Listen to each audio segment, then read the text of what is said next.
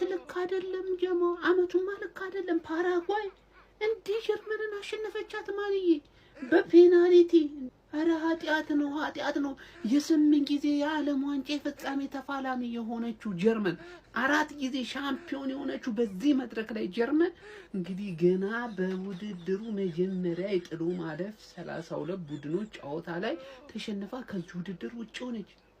ማን ያምናል አሁን ማንዬ የዘንድሮ የዓለም ዋንጫ ሰዓቱም ልክ አይደለም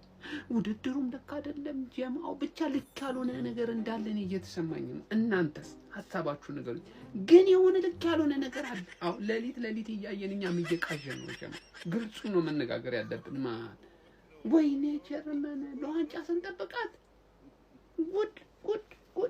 ምን አይነት ጨዋታ ነው በስመ አብ እስከ 8 ሰዓት ተኩል ድረስ ቁጭ ብለን እያየ ነው ሃቨርዝ ሰጣቸው ሃቨርዝ ነሳ መልሶ ማን ሃቨርዝ አገባላቸው ፔናልቲ ሄዱ ፔናልቲ ሳተባቸው ማን ጀርመኖች ፔናልቲ ማለት ነው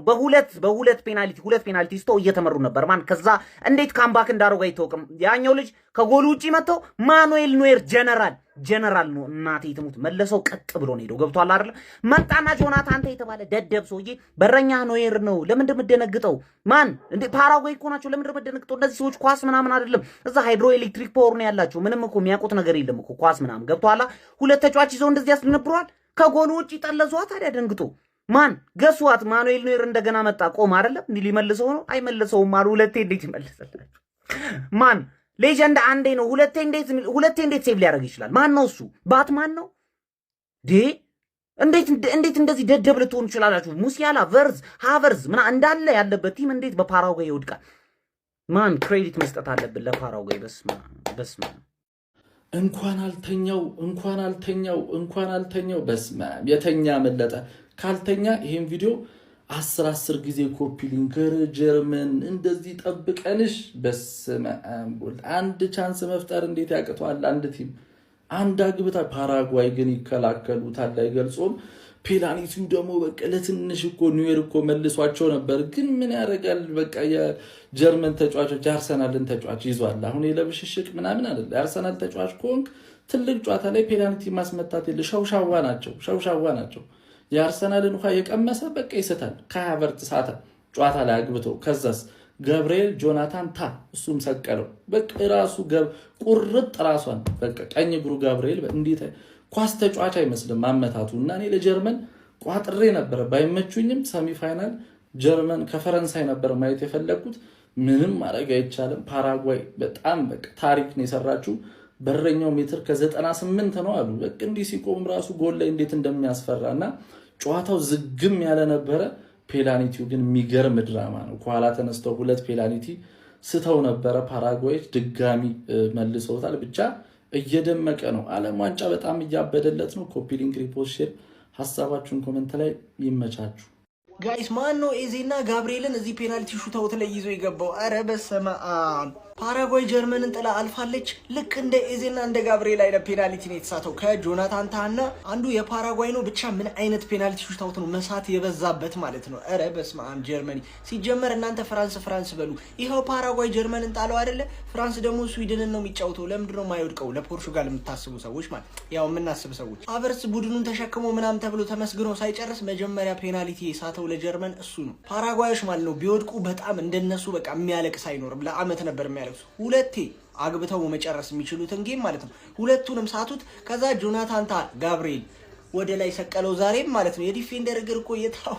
የታወቀ ነው ለምን እንደሚያስመታው አላቀም ስንት አጥቂ ነጎሪት ጋር ምናም በቆሙበት ጆናታን መጥቶ የተባለ ጣሪያ ላይ ሰቀለው ማለት ከዛ በስተመጨረሻ እድላቸውን ተጠቀሙ አግብተው አሸነፉ ፓራጓይ አሁን ወይ ፍራንስን ወይ ስዊድንን ነው የምትጠብቀው ይመቻት ማርያምን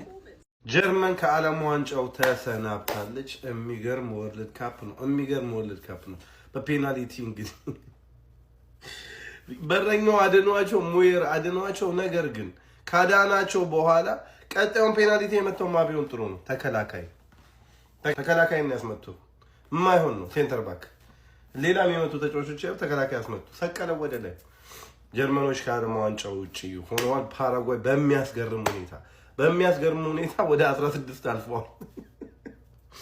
አሬ ዘንድሮ ወርልድ ካፕ ግን አሬ የሆነ ነገር ብቻ አለው ማን አሁን ይሄንን ጨዋታ ፓራጓይ ተሸንፋለች ብሎ ይገምታል ማን ይገምታል ማንም የትም ለማደርሰው እኮ ነው ፓራጓይ፣ የትም ለማደርሰው የፈረንሳይና የስዊድን አሸናፊ ነው የሚገጥማት ቀጣይ። ፎሹር ፈረንሳይ ነው የሚሆነው። ፈረንሳይ ለበለባታል። ፈረንሳይ እንደሚጠላቸው እርግጠኛ። ነገር ግን የሚገርም ጨዋታ አስመለጡን ከጀርመን ከፈረንሳይ አሪፍ ጨዋታ እና የነበረ 16 ውስጥ